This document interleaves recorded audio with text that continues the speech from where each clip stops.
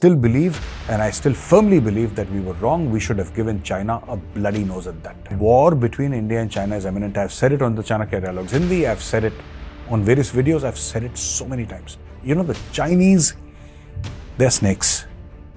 And I'm not saying this out of some sense of emotion. I'm being very factual about it. The Chinese will betray you. Jai Hind friends, I'm Major Gauravare and you're watching the Chanakya Dialogues English. Like this video, subscribe to our channel and don't forget to press the bell icon. There is a lot of discussion in China and Pakistan because of a US intelligence report, and this report, ladies and gentlemen, was first compiled and there were whispers in the corridors of power in the month of February.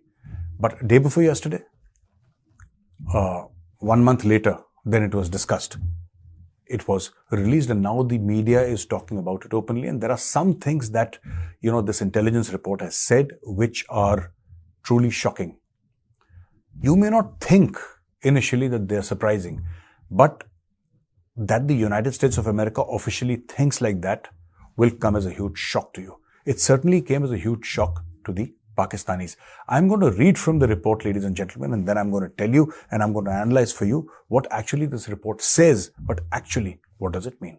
Now, this US intelligence report says that miscalculations on the India-China border. Now, what does it mean, miscalculations? Essentially, what they're saying is that because of the high troop levels, because of the mirror deployment, because it is eyeball to eyeball, and both sides are extremely aggressive and both are nuclear powers, they are saying that there are high chances of a miscalculation. Something will happen, somebody will react and it will blow up. That is what the Americans are saying. And this is extremely dangerous because, the problem with China is that China has been doing brinksmanship for a very long time. That is what China does. China will keep on pushing. It will keep on pushing, hoping that you will give way. Which is why the Chinese were surprised in Galwan. They just thought that they could roll over the Indians and they could come and then they would say that now this territory belongs to us. When that did not happen, China started sulking, right? I still believe and I still firmly believe that we were wrong. We should have given China a bloody nose at that time. Hammered the life out of those Chinese soldiers there, right? Rather than, because what happened was that we are a law-abiding society. There is a certain moral fiber in us that says that, okay, here are laws and you must follow the law. Not with the Chinese. The Chinese don't follow any laws, ladies and gentlemen. We signed so many agreements with them regarding the line of actual control, and China violated every single agreement. And this is exactly what Dr. Jaishankar was mentioning. 4 days back, Dr. Jaishankar, in an address, he said that, we have signed agreements with China. And China violated every single agreement. Now, how do you trust the Chinese? Tomorrow there is peace. Assume there is peace on the line of actual control, both sides. And you sign a document. How do you know China will honor that document? It will not. China will never honor that document, ladies and gentlemen. It's, the Chinese, they're snakes. And I'm not saying this out of some sense of emotion. I'm being very factual about it. The Chinese will betray you. It is their national characteristic. They will not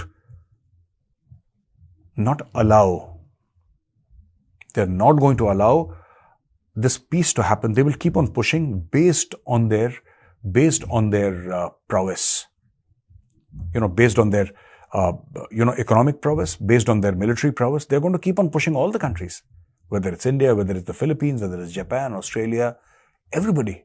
China will keep on pushing. Now, there want of strained relations between India and China triggering an armed conflict. You see, this report has come now.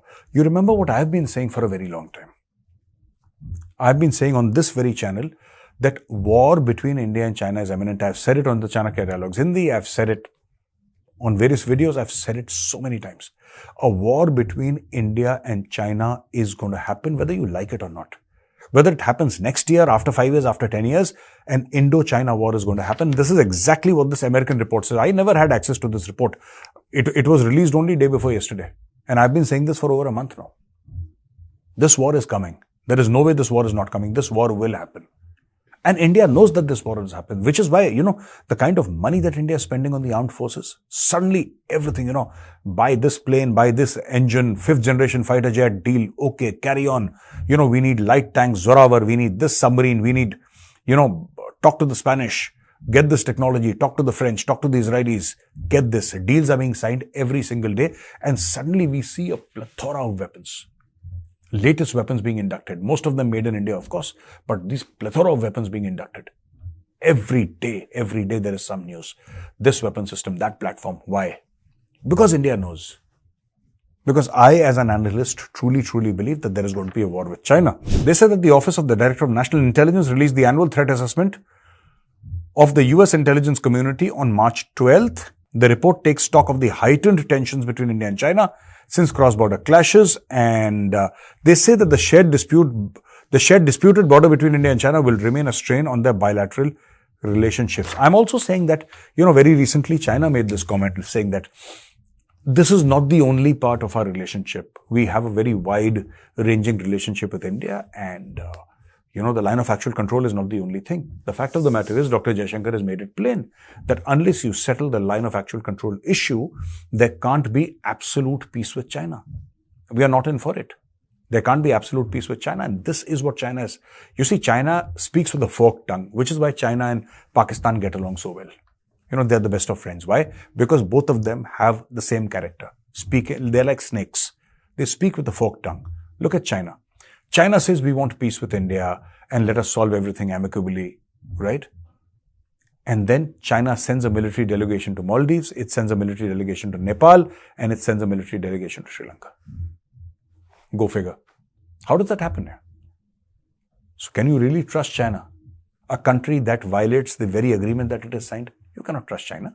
And they say that this report, immediately after the Agni 5 was launched, this report came out a day after Agni 5. That is how current this report is.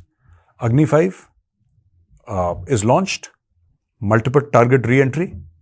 Next day there is this report. There is going to be a problem between India and China. As far as Pakistan is concerned, this report says that New Delhi and Islamabad will sustain the current fragile calm in the relationship on the western border.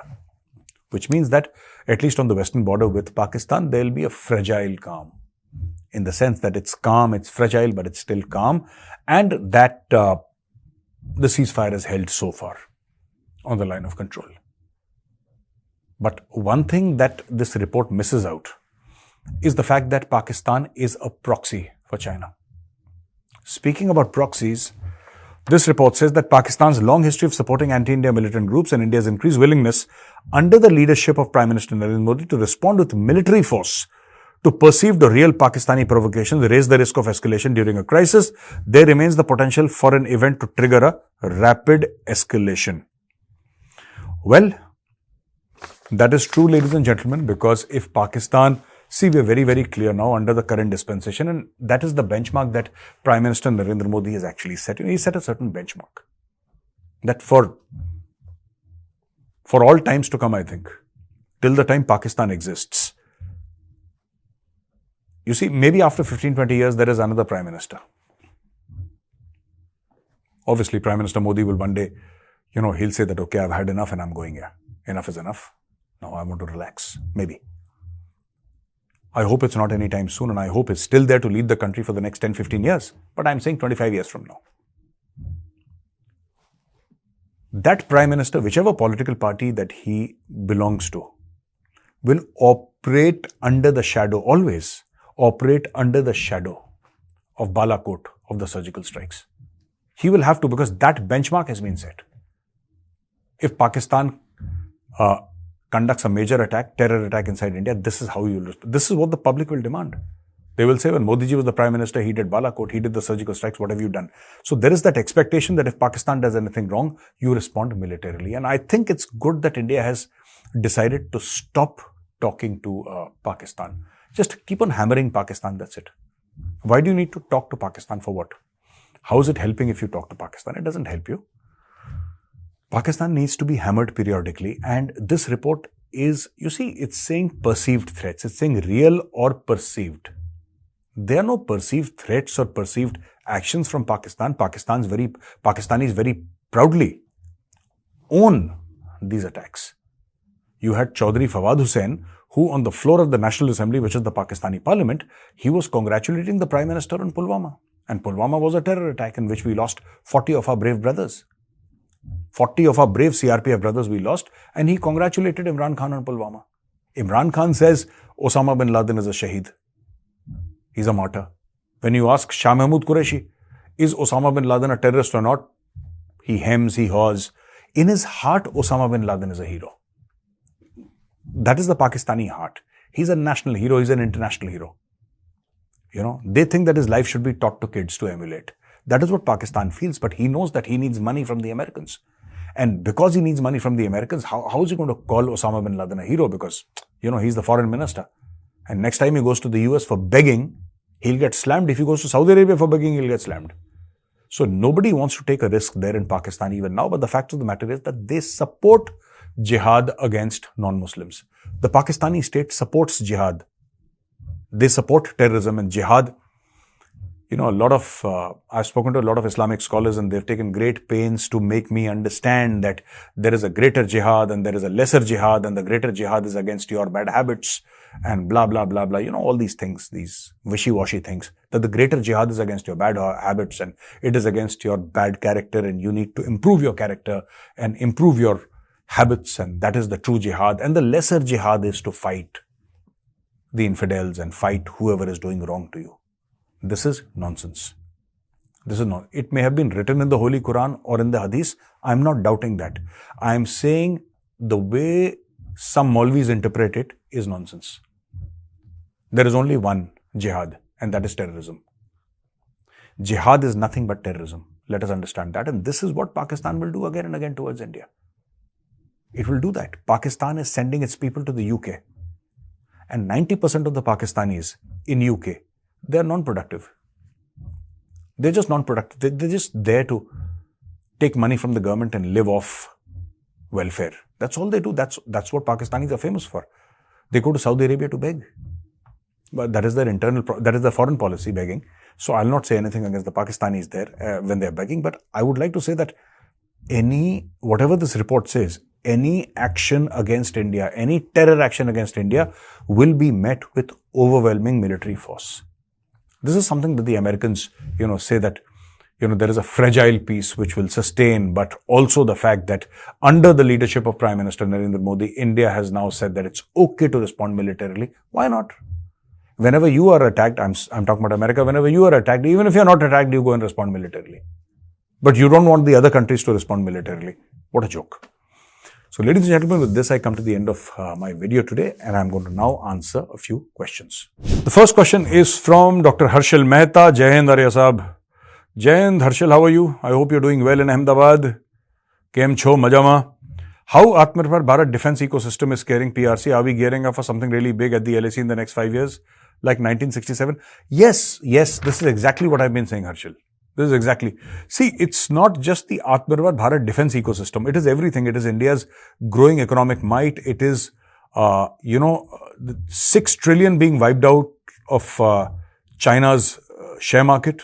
It is Chinese banks collapsing. It is the Chinese economy taking a hit. It is the Chinese real estate sector, absolutely imploding. There are a lot of factors. And China is not very happy with India. That's all right. We are not happy with China either.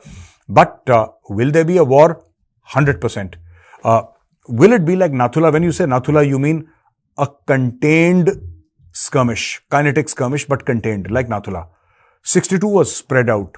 67 Nathula was contained. If you mean that, I totally agree with your assumption. I think it's going to be it's going to be like a Kargil sort of a thing.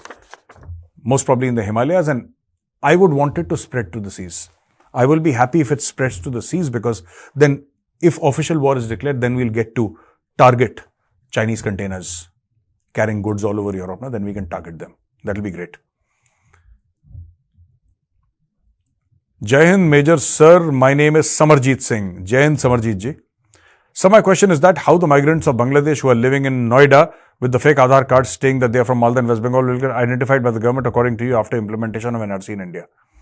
See, basically the thing is that when you put in NRC, it's not just a document. There is an entire ecosystem behind, and the government has a certain plan. How will you identify? It's not just about Aadhaar card. Aadhaar card, if you give it at the airport, the guy will take a look, he'll match your photograph, the name, he'll say, okay, genuine, go. But when the government goes back and checks, even for the Aadhaar card, you have to give some identity, no? You have to give something. So the government will check back. It's a long drawn out process, and I'm sure it's going to take decades.